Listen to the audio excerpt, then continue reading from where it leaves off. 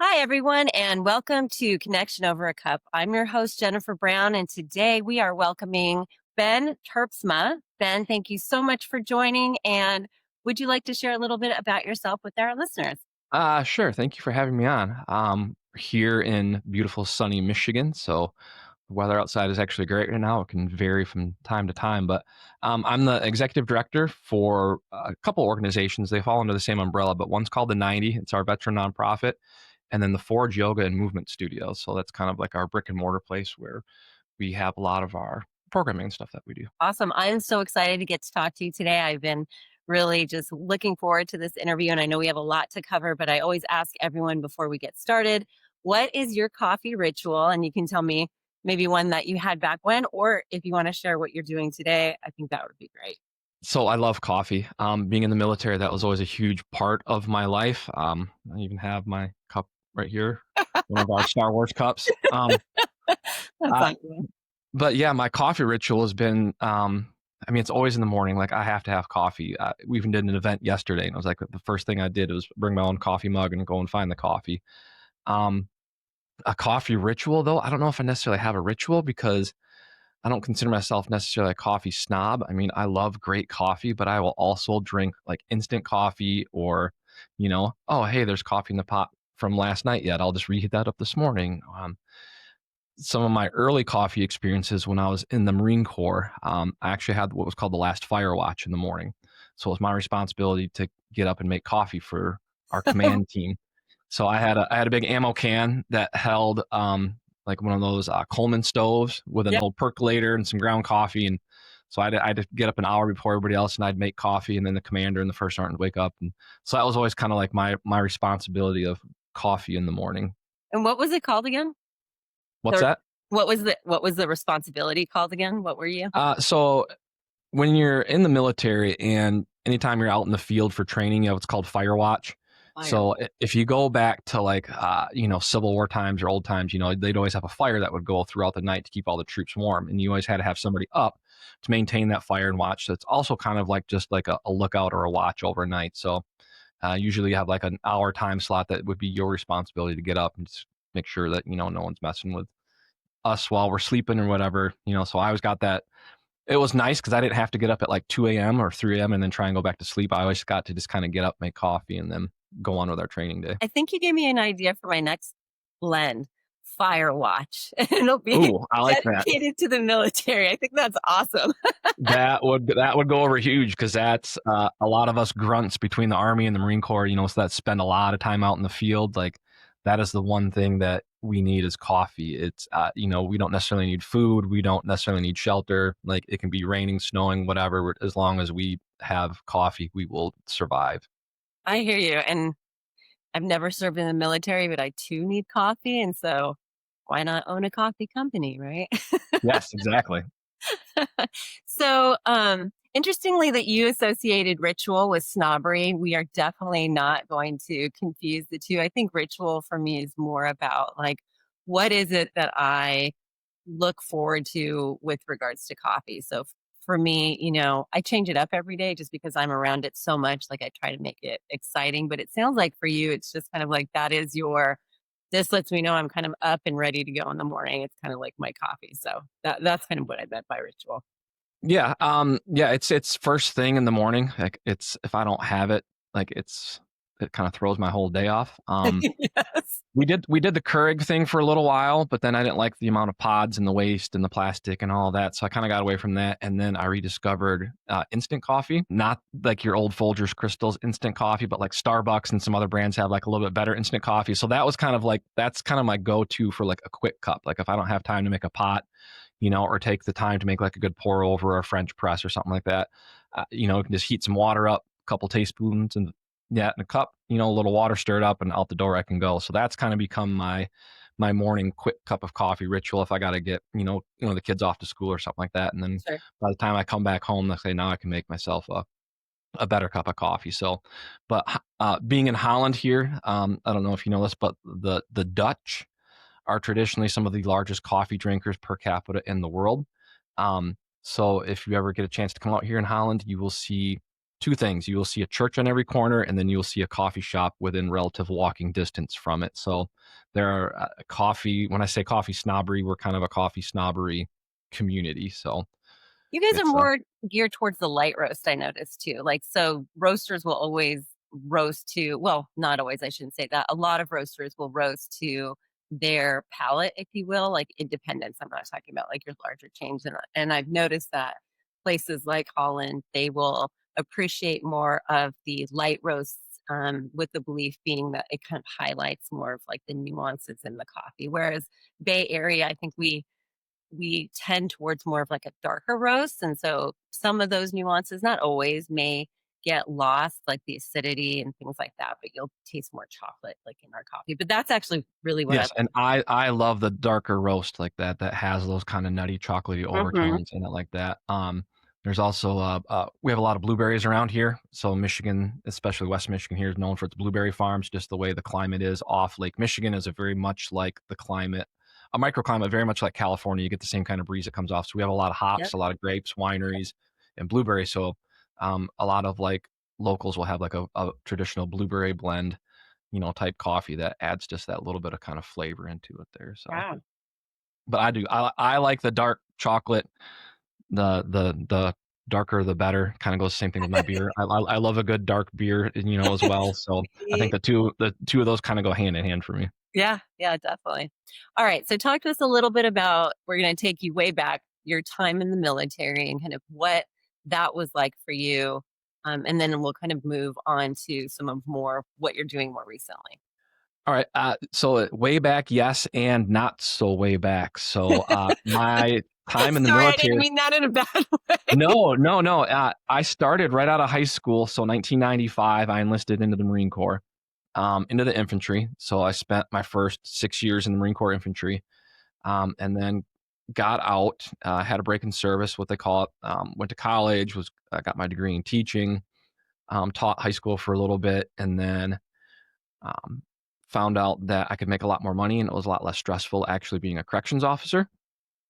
But the same skill set. So instead of 30 kids in a classroom, I had 30 inmates in a cell block, but I had a lot more tools to use at my discretion that way. So fast forward a little bit, I got back into the military in 2010. So then from the National Guard, um, 2010 until I just retired September 1st. So that's why I said not that long ago. So I Oh, just yeah.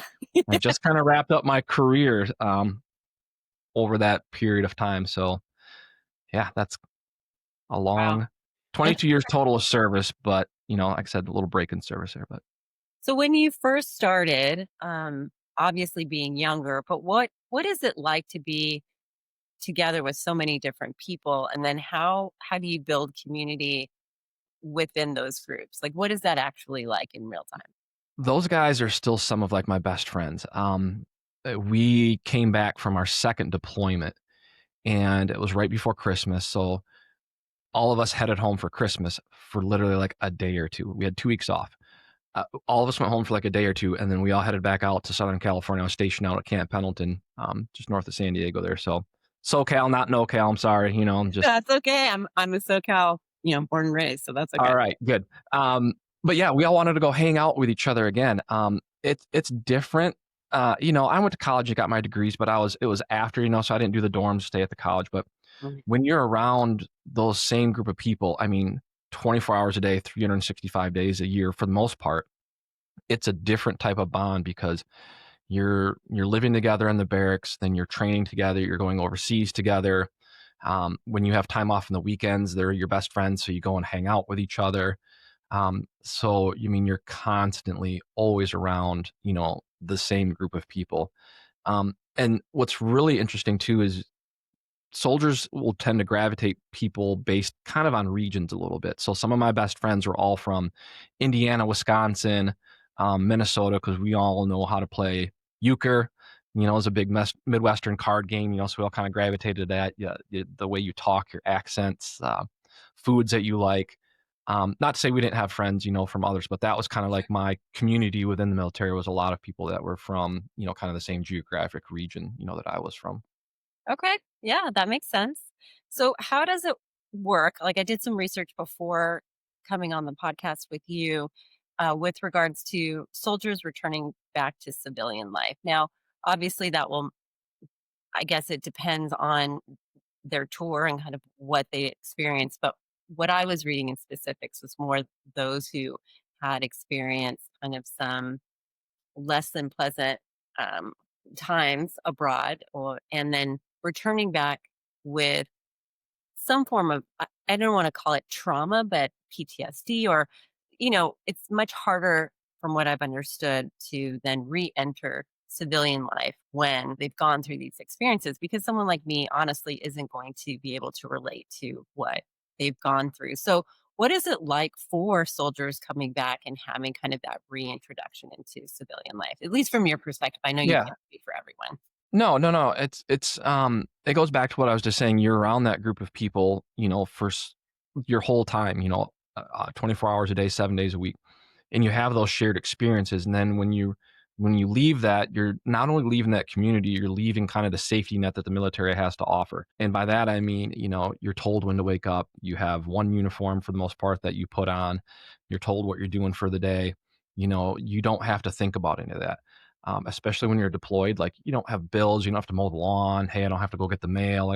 It's literally you wake up, you do your mission, you hang out, you eat, go to sleep, wake up, do the mission, eat. It's a routine. You get into it.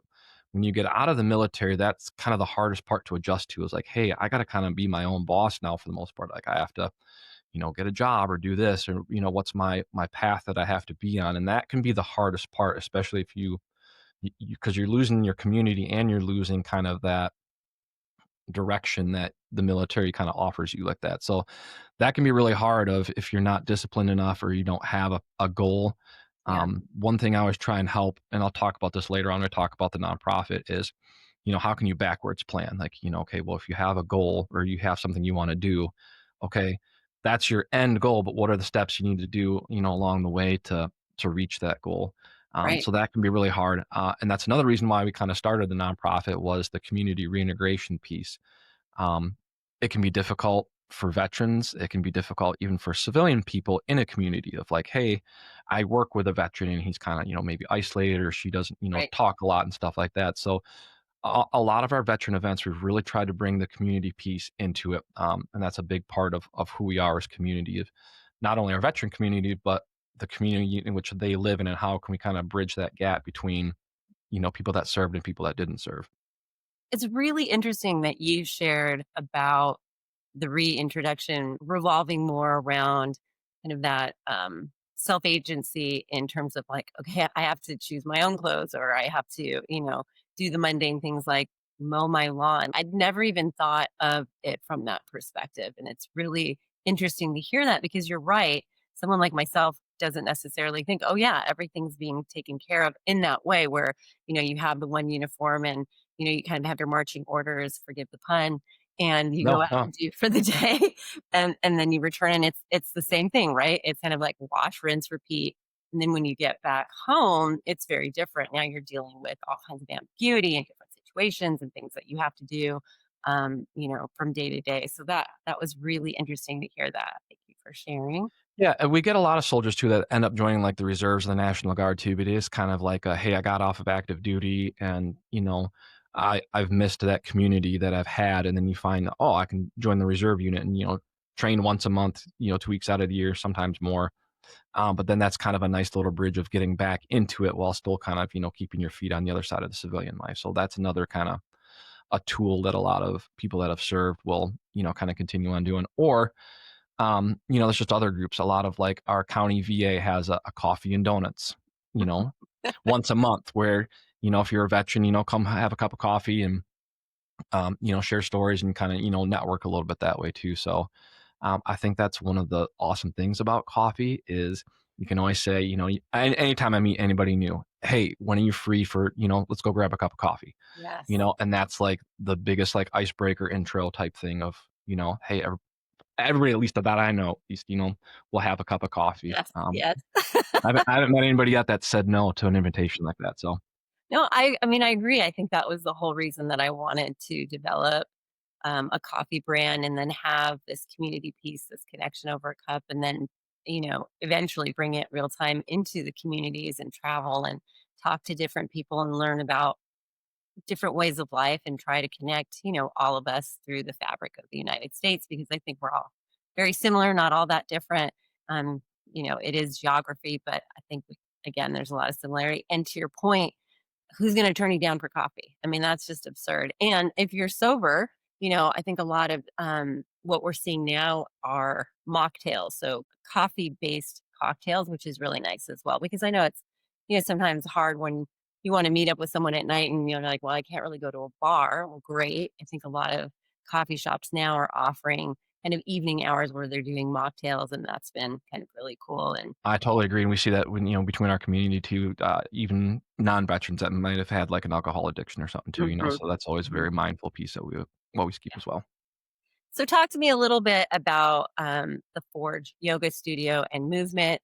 I know this is a big piece of what you do, and it's brought, from what I've understood, a lot of relief to a lot of the veteran community. And I'm hoping that you can share with all of us just kind of like a bird's eye view as to what is it about, what inspired you to get it started, what is really motivating you each and every day to get up and continue to contribute. So the nonprofit, Laura and I, my wife, who started this nonprofit 2021. We were kind of brainstorming. We were on our way out to Bentonville, Arkansas, on a mountain bike trip. And she had got me into mountain biking. And then in turn, I got a bunch of my veteran buddies that I was, serving with currently into mountain biking. Like, hey, this is great. But Mhm. again, you kind of talk about how can you take something and bring that community out to other places. And like, what if we could create like a mountain biking community for veterans that we could go out and kind of share a love for mountain biking or share for the outdoors, and then bring the yoga piece into it of, hey, a lot of us veterans are stiff and old and we need to move our bodies more, but we don't know how, and how can we do this? So we came up with the idea to have like a mountain biking slash yoga kind of nonprofit. And then that's evolved because insurance companies kind of came back and said, you want to put 30 veterans on mountain bikes and do what? Nah, we're not going to insure that. That's probably too many injuries that are going to come from that. So Yeah. we kept the yoga piece because that's been an amazing piece to see people transform through the power of yoga, through just working on their breath, their mindfulness, taking control over their body a little bit more, the strength and that they get from it, not only for showing up on their mat every day, but just the physical strength that yoga has a huge benefit. Um, so fast forward then to 2023, we decided, hey, our community is growing so much, we need an actual brick and mortar space. We kind of opened up our first studio then, that was called the Forge. Mhm. So that again, as a veteran nonprofit, our studio is open to the public because again, we wanted to integrate our veteran community with the public piece. And then fast forward now to this June, we just moved to a larger studio. So our first studio space was just under 1,000 square foot. Now we're in a 4,000 square foot building. Wow. We Big have a jump. nice, yeah, the big jump. We decided to make a big jump instead of like, a jump from 1,000 to 2,000. And then maybe in a couple of years, like, okay, we need to get a bigger space. But we also wanted more of a community space. So the actual studio floor is 2,000 square feet.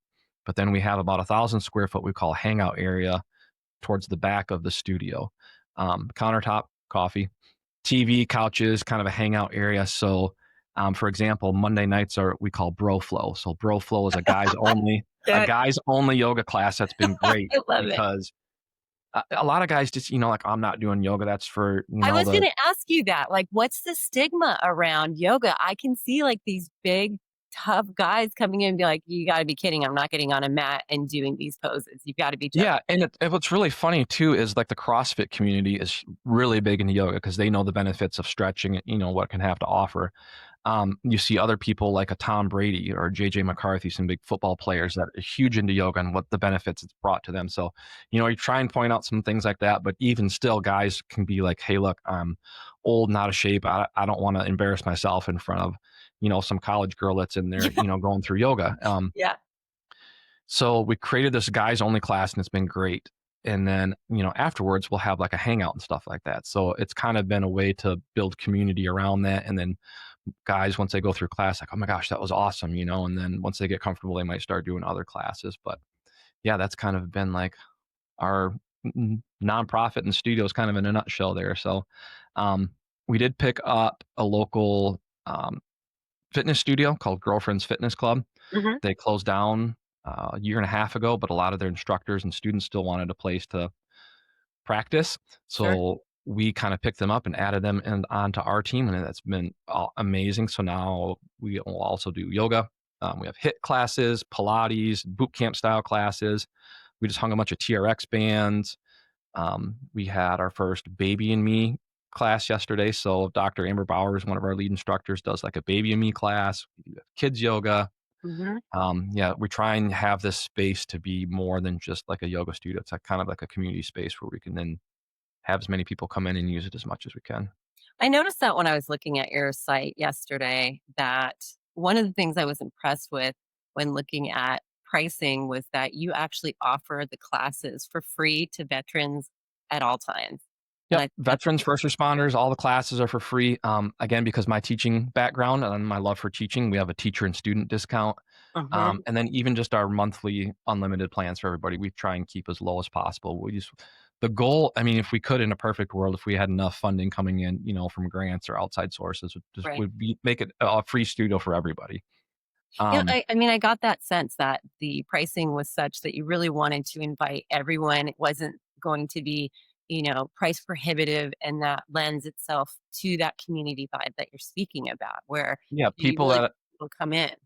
Yeah, people that can't even afford sometimes. We've had students that, are on a plan and then, something happens bill-wise, life, happens and Well, it we'll happens. get yeah, we'll get like a cancellation notice that comes through and then we'll email them. It's like, "Oh, I can't afford it right now." And we're like, "Don't worry about it. Just keep coming." You know, That's we'll awesome. find a way to keep the lights on, we just want you to keep coming, and stuff like that. So, yeah, that's kind of a big part. It's been a big passion. I don't do some of the traditional like guy hobbies. I'm not a hunter or a fisher or, stuff like that. So if I dump extra money into the studio, that's kind of like my hobby and my passion that I enjoy doing. Yeah. Um, yeah, we'll always keep the lights on. We'll keep classes going, as long as we can afford to keep doing it. So So there's a will, there's a way. share with me like one of the big moments since you've had the studio where you were like, that's why I do it. That's why I get up every day. That's why we do what we do. I think just the amount of like people that have kept coming into the studio and how our community's grown, and you hear people. Um, one of our students who is a recovering alcoholic, has been coming to our studio since the very beginning when we first opened. He's like, "This place has been such a blessing, and these classes have done more for me than any of my other therapy AA meetings, and anything." And he's become a huge spokesperson for us, out in the community. So it's things like that. It's things where you get frustrated sometimes. I know Laura gets frustrated because as our lead yoga instructor, she kind of has to cover classes when Hmm. a teacher might not be able to make classes, Right. on top of working full time and having a 3-year-old that can get frustrating sometimes. But then she comes back from class and she's like, "Oh my gosh, I just met this amazing person who came into class, and just revitalized why we do this." So it's really been all about the people in the community that we've built here and how we're kind of continuing to grow that. So when you speak to community, I know one of the questions that I get sometimes, especially around, it's interesting, the physical fitness community. There's this hesitation to enter because, to your point, maybe they're not in shape or they feel like they will be left out in some capacity or made fun of. I mean, I hate to say that, but that's just the sense that some individuals get. And how do you create community in a workout space where, someone who is thinking that, yeah, I really would love to enter a gym or yoga studio, whatever it is, but I feel so self-conscious. I don't even know how I would get my foot in the door. What encouragement would you give to a listener who's thinking about doing something like that, but has this fear about even making the first step? Uh, Yoga is great for that first step because no one's paying attention to anybody else in class. You get on your mat and you're like, "Okay, I'm focusing on myself. I'm focusing on my breath. I'm focusing on what I'm doing." I think a gym can be a little more intimidating because if you're doing like a workout set and then you have to take, there's a natural pause in between during sets. Your eyes naturally kind of start to wander around the room. You see what everybody else is kind of doing, like, "Oh, that person has more weights, or this person, doesn't." Mhm. When you're going through a yoga class, it's people modify things, so even myself, like I got to go drop down to my knees sometimes, and you see other people. Or you see somebody like Janet, who is, in her 70s and comes to our studio and she goes to every class, and she's like, don't worry about me, girls, Janet's gonna be okay. And she's in there, and, she does some of Laura's hardest classes. So I always use Janet as an example, like, hey, if she can come to class, like, you can come to class. But I think it goes to some of the stigma again, too, of, you have these companies out there like a Lululemon, who's been a great company, but, um, just a body image thing, I don't Yes. look good in yoga pants, or I'm not going to look, like this. Yeah. Um, so it's hard. Sometimes you just got to kind of get them in the door. Sometimes we try and have community events where we have, hey, it's just a little bit easier of a footstep into the door type thing. Mhm. Maybe yoga in the park where there's a larger group, where you can kind of like blend in a little bit. I think that can be really intimidating if you show up for your first class and it's, three of you in there and you're like, oh, I can't hide Yeah, anywhere. exactly. There's nowhere for me to hide. Yeah, exactly. Um, so we try and do some larger events, where we get out in the parks and stuff this summer, stuff like that. And it gives people an opportunity to kind of like blend in a little bit, and then feel pretty good about that. I think it's really great when there's an instructor who also just is that beacon of light who's welcoming. I know that's been my experience at times where I'll go to a different class. Like, for instance, when I started to learn boxing, knew nothing about it, was completely intimidated by it. Walked in and you saw these women who clearly knew what they were doing. I was like, oh my God, maybe I should just walk back out. But the instructor was welcoming, spent some time with me, didn't make me feel stupid for not knowing, introduced me to others in the class and really kind of acted as that facilitator, which I think is really nice to have and important. And I imagine that's kind of what you were speaking to earlier with regards to your instructors at the studio, that they're also, I guess, doing those types of activities where, they're welcoming people in, they're introducing people to the community. You guys have that space in the back so people can get to know one another and it becomes less of that scary place and much more of that, I want to go there because that's where I feel like family, or that's where I feel like I belong. Yeah, and like back to our Broful class, Adam is our main instructor, and he's 52, in shape, but has the, Screaming Eagle tattoo and rides a Harley. And, he's been in construction for 30 years and probably had a jean jacket mullet and the Trans Am back in high school. Yeah. He's your quintessential definition of a bro. Like, Yeah. but he's so calming and he's so great, of like inviting. He doesn't, talk a lot, but just allows us to go through like a great class. Um, and like people love coming after that, so we try and pair our instructors, to the classes that they teach. And then if we have somebody new and who asks those questions, like, hey, what would be a good introductory class? We can kind of say, hey, based on the class and or the teacher, what would be a good fit, as that start. But yeah, that's always a hard thing, is how do you start and how do you get your foot in the door type thing. But yeah, I think once most of the time, once people get in, they're like, okay, this is great. And then they, keep coming back. So we're going to tell everyone to get in the door and then keep coming back. But I did want to spend some time as well talking about Ascent 90. I'm not as familiar with that piece. So if you would be, willing to explain to myself and the listeners, what is Ascent 90? How did you get started, and what is it doing today? Yeah, so we shortened it down to the 90 just because it kind of became a little bit longer of a thing, but that was the original nonprofit. So that was our nonprofit. That's our kind of our veteran wing Mm. of what we do. So the end of this month, we have like we're calling it the 30 by 30. We have 30 veterans that are going to carry a 30-pound rucksack for a total of 30 hours. Wow. It's just a way to raise awareness. That was a mouthful. Some veteran programs that we have going on, kind of our community of what we do. We do veteran dinners. We do different types of events where we go out. We'll have different ruck marches where we'll go out as a group. If a veteran's struggling maybe with something, we'll have classes. We've done retreats and stuff like that before. So that's kind of like our donation, nonprofit, charitable side of what we do. And then the studio, the Forge, is kind of like our funding source for a lot of what we do on top of that.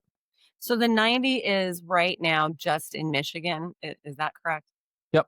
Okay. So if Um, we had listeners outside of the Michigan area that just wanted to, let's say, connect, obviously, maybe not necessarily in person, but maybe, you guys are open to having people travel for these yeah, events. Sure. Travel for events. We're getting involved more with a group called Veteran Yoga Project, which is a national group.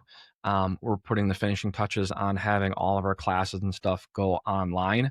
Okay. So we'll be able to stream and or people will be able to take some of our classes and stuff online. So again, for the veteran community, that'll be all free classes for them. Once they get signed up and stuff. So then we'll have meditation, we'll have yoga classes, we'll have workout classes. Hmm. So all of that will be available online. So yeah, it's you wanna try and, like, branch out as much as you can, but if you Sure. don't start small, you end up not being successful, so we're kinda taking those small steps right now, but then, yeah, the goal is to kinda continue to expand out, so More it was if someone wanted to get in contact with you, and be part of this, even if they're not in the Michigan area, they would go to.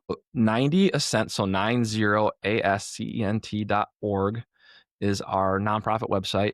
You can learn more about that there, and then there's a link on there that'll take you to the Forge's website. So we got 2 different websites, they're both kinda linked, they talk about each other, but you get a good perspective of what each is about then. Okay, that's awesome. And so, in terms of participation, have you seen the 90 grow year over year? Are you seeing that more veterans are getting involved and the Yes. community's grown? Yeah. It's grown tremendously, especially this year. I've been blessed to be on TV a few times here over the past couple Wow. weeks, Okay. promoting our events that we have coming up. I got to be on Fox again coming up this following Monday. Just so that alone has drawn some other people in, like, hey, I saw you on TV, and I'm a veteran also that lives in the area. How can I get involved? And um, it's starting to grow kind of exponentially because when you find one new one, that one new one has 3 or 4 other veteran, friends that they know, and then those people have, 2 or 3, and then it kind of keeps growing and growing and growing that way too. So, Yeah. um, yeah, And just with our walks and stuff, we try and get out as much as we can across the state. Again, we always got to make sure we have coffee when we go. So, well, um, coffee will be coming your way, I assure you. I know I'm super excited about that. So, Well, I had no idea about the nonprofit. I didn't know that it was actually completely a nonprofit. So I would absolutely want to donate. I mean, obviously, I want veterans drinking my coffee. No offense to Holland, Michigan. And no, no, those that, those that like the darker brews, I'm your girl. But I really appreciate what you're doing. And, community is really big to me. And you're obviously very passionate about it. And the fact that you're giving back in the way that you are, free classes, a veteran based community. I really appreciate that. And I want to encourage everyone that's listening to get in touch with you, even if they're not in the Michigan area, because support is really necessary. And especially, sometimes life can get pretty dark. And it's always great when you have someone in your corner who can lift you up. And then you live to fight another day, so to speak, right? love to travel. So if someone reaches out and says, "Hey, I'd like to get involved more. I'd like to help do stuff," we were always up for road trips. So we Oh, throw the California. little one in the car and away we go. So Come on down. all right, exactly. So That's really awesome. So, um, before I'd like to end with you, one, I'd want you to share, just to make it a little real for everyone. What is one of those big challenges for you that you had to overcome that really made you part of who you are today? oh man, I know. um, You're welcome. I know, right?